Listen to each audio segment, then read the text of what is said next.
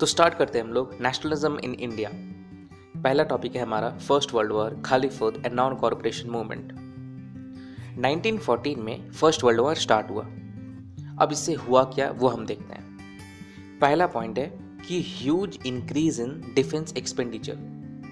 मतलब क्या हुआ कि बहुत ज़्यादा डिफेंस एक्सपेंडिचर बढ़ गया। अब इससे क्या हुआ कि ब्रिटिशर्स कस्टम ड्यूटीज़ को बढ़ा दिए और इनकम टैक्स को इंट्रोड्यूस कर दिए और रूरल एरियाज़ में मतलब गांव वगैरह में लोगों को ज़बरदस्ती आर्मी सोल्जर्स में ज्वाइन कराने लगे। और क्या हुआ कि 1918 और 1919 और 1920 और 1921 में क्रॉप जो है वो पूरी तरह से फेल हो चुका था, मतलब फसल पूरा फेल हो चुका था। इससे क्या हुआ कि शॉर्टेज ऑफ फूड हो गया, कहीं पे भी खाना वगैरह नहीं मिलने लगा। और सेकंड क्या हुआ कि 1921 में लगभग 12 से 13 मिलियन लोग जो है उनका डेथ हो गया फेमाइंस और एपिडेमिक से। एपिडेमिक मतलब होता है महामारी, मतलब किसी को खाना वगैरह कुछ नहीं मिल रहा है। इससे क्या हुआ कि लगभग 12 से 13 मिलियन लोग का डेथ हो गया। तब यहाँ से एक नया लीडर का एंट्री हुआ। ये लीडर कुछ बहुत ही ज़्यादा बड़ा लीडर है, तो इनका पहले हम एंट्री करा देते हैं। डॉन।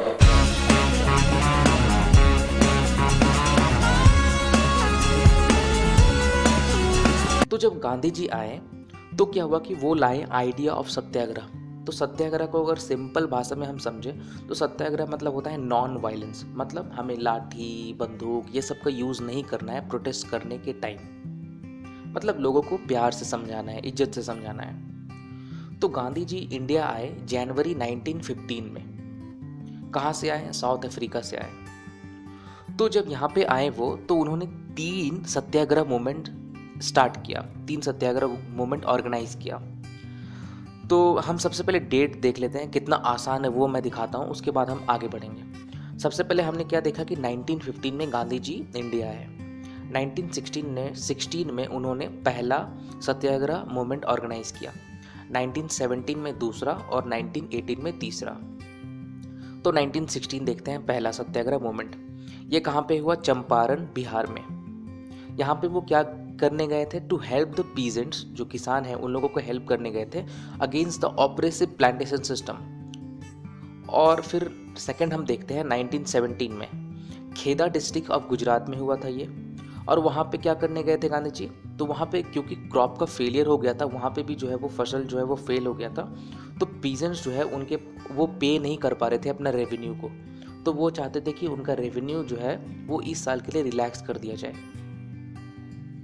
और थर्ड सत्याग्रह मूवमेंट है 1918, कहाँ पे हुआ था? अहमदाबाद। तो सत्याग्रह मूवमेंट यहाँ पे क्या हुआ कि गांधी जी गए थे, क्यों? क्योंकि कॉटन मिल वर्कर्स को हेल्प करने के लिए, उनको प्रोटेस्ट में भाग लेने के लिए गए थे। आगे हम देखेंगे द रोलैक्ट एक्ट। रोलैक्ट एक्ट, तो गांधी जी ना बहुत ज़्यादा खुश हो गए, सोचे कि यार मैंने 3 सत्याग्रह मूवमेंट ऑर्गेनाइज किया, तीनों सक्सेसफुल हो गया, वाह, अब चलो कुछ बड़ा करते हैं। तो इन्होंने क्या किया? 1919 में नेशन वाइड सत्याग्रह लॉन्च कर दिया। किसके लिए? रोलैक्ट एक्ट के लिए। तो सबसे पहले समझ लेते हैं कि भैया रोलैक्ट एक्ट क्या है।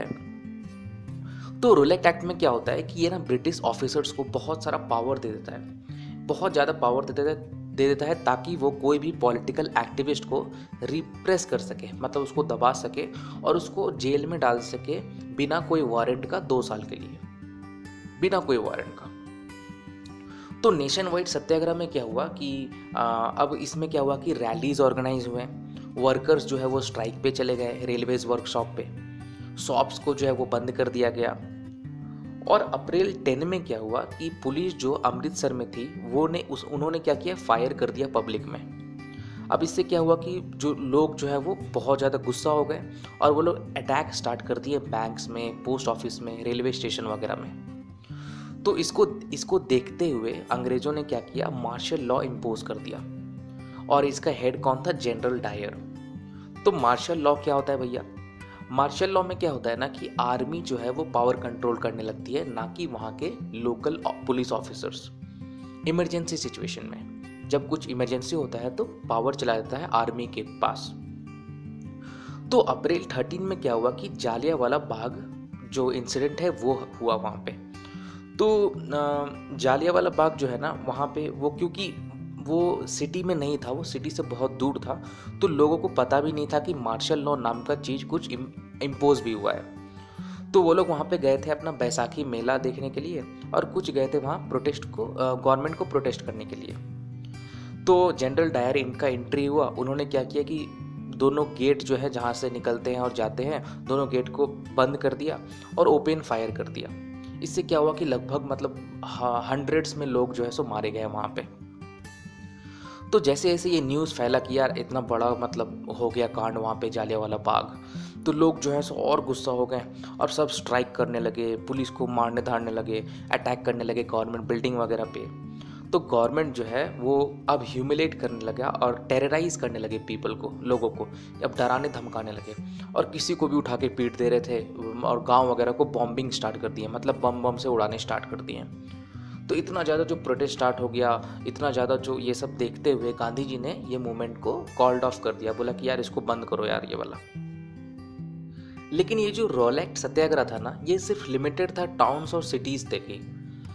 तो गांधी जी ने सोचा कि यार हमें ना कुछ ब्रॉड मूवमेंट करना पड़ेगा, मतलब एक बड़ा सा आंदोलन करना है। और कोई भी बड़ा सा आंदोलन भैया इंडिया में पॉसिबल ही नहीं है जब तक हिंदू मुस्लिम साथ में नहीं आएंगे, पॉसिबल ही नहीं है। तब उन्होंने स्टार्ट किया, उन्होंने लिया एक खालीफत इशू, जो कि हम नेक्स्ट वीडियोस में देखेंगे कि खालीफत इशू क्या है। धन्यवाद। ये जंगली है